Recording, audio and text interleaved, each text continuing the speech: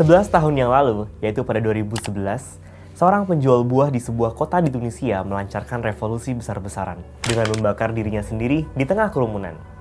Bara api tersebut tidak hanya menjilati tubuhnya, namun abu dari api tersebut juga menyebar hampir ke seluruh negara di Timur Tengah.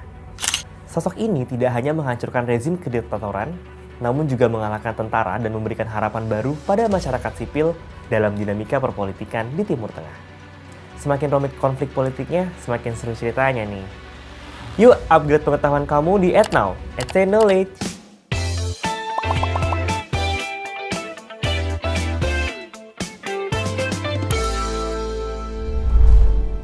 Negara-negara Arab mengalami goncangan politik sejak Januari 2011.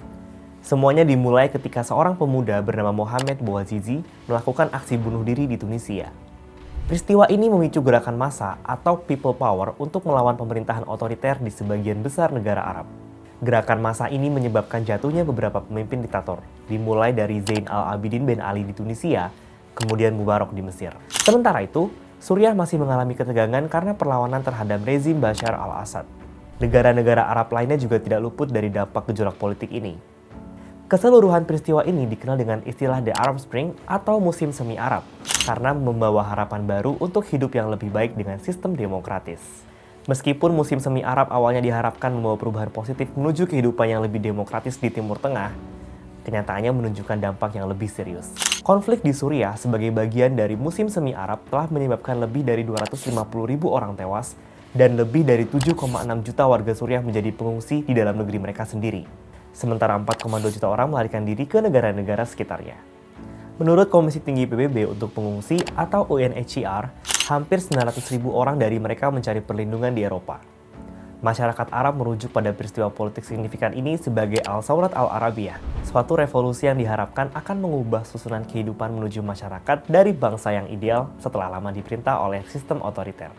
Sistem ini ditandai oleh kekuasaan tanpa batas yang membatasi kebebasan masyarakat dan menciptakan kesenjangan antara elit atau penguasa yang hidup mewah dan rakyat yang miskin. Di sisi lain, orang Barat menyebutnya sebagai Arab Springs atau musim semi Arab atau Al-Arabi Al-Arabi, menggambarkan musim yang menjadi titik awal pertumbuhan demokrasi di negara-negara Arab. Gelombang The Arab Spring berawal dari Tunisia ketika seorang pemuda berusia 26 tahun, Mohamed Bouazizi, mengadakan protes terhadap ketidakadilan pemerintahan setempat di bawah rezim otoriter Ben Ali. Pada tanggal 17 Desember 2010, Bouazizi melakukan tindakan membakar diri yang menarik perhatian tidak hanya di negerinya tetapi juga di seluruh dunia. Hari itu, Jumat 17 Desember, Bouazizi berangkat dari rumahnya di pagi hari untuk bekerja di gerobak sayur-sayurannya di Sidi Bouzid, 190 mil atau 300 km selatan Tunisia. Gerobaknya seringkali menjadi sasaran razia karena dianggap beroperasi tanpa izin. Bouazizi, seorang lulusan universitas yang terpaksa menjalani kehidupan sebagai pedagang kaki lima, harus menghadapi konsekuensi tersebut. Menurut ibunya, tindakan membakar diri tersebut bukanlah karena alasan ideologis atau politis, melainkan sebagai bentuk protes atas perlakuan tidak manusiawi yang dia terima dari aparat setempat. Bouazizi sendiri harus membayar denda sebesar 10 dinar Tunisia karena tidak memiliki izin usaha.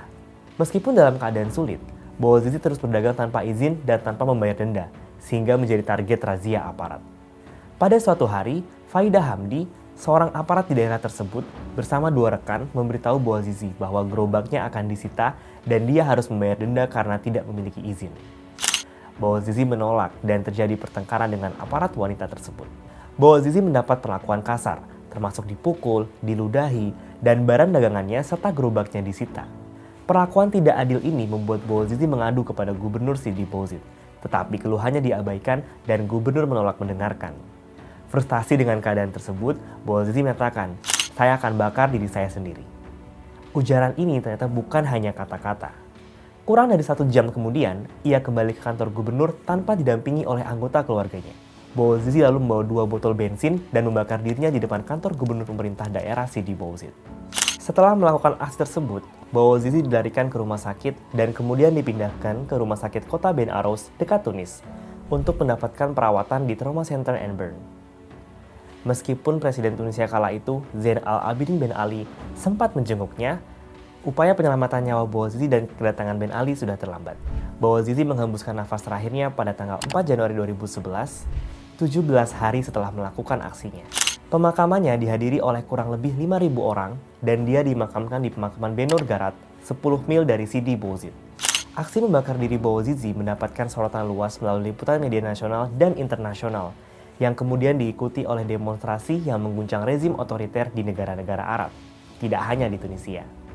Kemarahan publik bukan hanya berkembang setelah Bouazizi meninggal, tetapi hanya 1 hari setelah insiden tersebut, massa turun ke jalan melakukan unjuk rasa yang menyebabkan kerusuhan di Sidi Bouzid. Dalam upaya untuk meredakan kerusuhan, Presiden Ben Ali bahkan mengunjungi Bouazizi di rumah sakit sebelum kematiannya. Namun kunjungan tersebut tidak berhasil memadamkan semangat perlawanan rakyat. Setelah kematian Bouazizi, perlawanan terus berlanjut, meningkat menjadi kekerasan yang terus-menerus, bahkan mendekati ibu kota Tunis.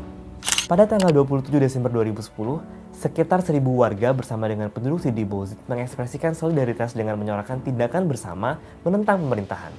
Pada saat yang sama, sekitar 300 pengacara melakukan aksi demonstrasi dekat istana pemerintah di Tunis. Demonstrasi terus berlanjut pada tanggal 29 Desember.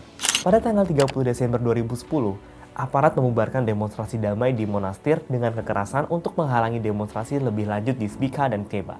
Momentum untuk melanjutkan demonstrasi muncul kembali pada tanggal 31 Desember 2010, ketika pengacara di Tunisia dan kota-kota lainnya melakukan demonstrasi dan pertemuan umum sebagai respon terhadap seruan Mokhtar Trifi, Presiden Liga Hak Asasi Manusia Tunisia. Pada tanggal 3 Januari 2011, demonstrasi di dekat kota Tala, yang awalnya berkaitan dengan isu pengangguran dan tingginya biaya hidup, berubah menjadi kerusuhan. Demonstrasi tersebut melibatkan sekitar 250 orang, sebagian besar mahasiswa yang mendukung para demonstran di Sidi Bouzid. Para pengunjuk rasa dilaporkan membakar ban dan menyerang kantor Konstitusi Demokratik Rally. Menanggapi kerusuhan akibat demonstrasi, aparat mengirim pasukan anti huru-hara untuk membubarkan para demonstran yang merusak bangunan, membakar ban, bis, dan mobil kelas pekerja. Pasukan militer juga dikerahkan di berbagai kota ke seluruh negeri. Faktor utama pemicu terus berlangsungnya protes massa di seluruh negeri adalah liputan masif dari Al Jazeera yang diakses oleh masyarakat Tunisia melalui ponsel dan dibagikan melalui media sosial seperti YouTube, Facebook, dan Twitter, termasuk kabel pemberitaan Wikileaks. Peran media dalam melaporkan kekejaman rezim Ben Ali menjadi faktor kunci dalam membangkitkan gerakan massa untuk menggulingkannya. Ini adalah masa kebangkitan gerakan sipil atau people power yang belum pernah terjadi sejak Tunisia merdeka pada tahun 1956. Menanggapi kekuatan sipil yang tumbuh, Ben Ali menyatakan keadaan darurat dan berjanji untuk mengadakan pemilihan legislatif baru dalam 6 bulan. Meskipun memberikan janji politik, termasuk menurunkan harga pangan dan menjamin kebebasan politik serta media massa, upaya Ben Ali untuk meredakan kemarahan publik dan mempertahankan rezim otoriternya tidak berhasil. Demonstrasi terus berlanjut dan beberapa tokoh yang sebelumnya mendukung Ben Ali bahkan membelot. Era kekuasaan Ben Ali berakhir ketika ia menyatakan mundur sebagai Presiden Tunisia pada 14 Januari 2011. Ghannouchi diangkat sebagai kepala negara sementara. Ben Ali melarikan diri ke Arab Saudi untuk menghindari tuntutan rakyat yang berhasil mengakhiri pemerintahannya yang berlangsung selama 23 tahun. Keputusan mundur Ben Ali dipicu oleh kekuatan massa yang semakin kuat dan ketidakmampuannya mendapatkan dukungan Barat, terutama Amerika, dalam menghadapi krisis.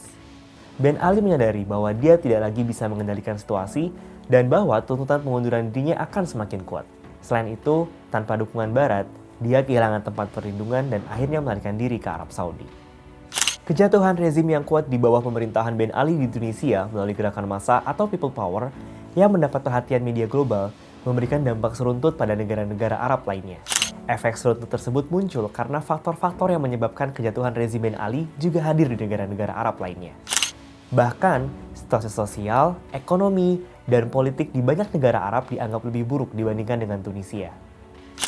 Mayoritas negara-negara Arab masih terjebak dalam sistem otoriter atau anti-demokrasi, jika tidak disebut sebagai despotik atau diktatorial. Inilah yang menjadi titik awal timbulnya perubahan di negara-negara Arab.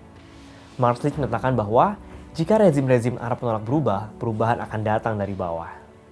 Sebelum peristiwa bakar diri oleh Bouazizi, rakyat di dunia Arab merasa kebingungan dan bahkan putus asa dalam mencari jalan menuju perubahan karena semua jalur politik tertutup dan diterapkan sistem keamanan dan intelijen yang sangat ketat.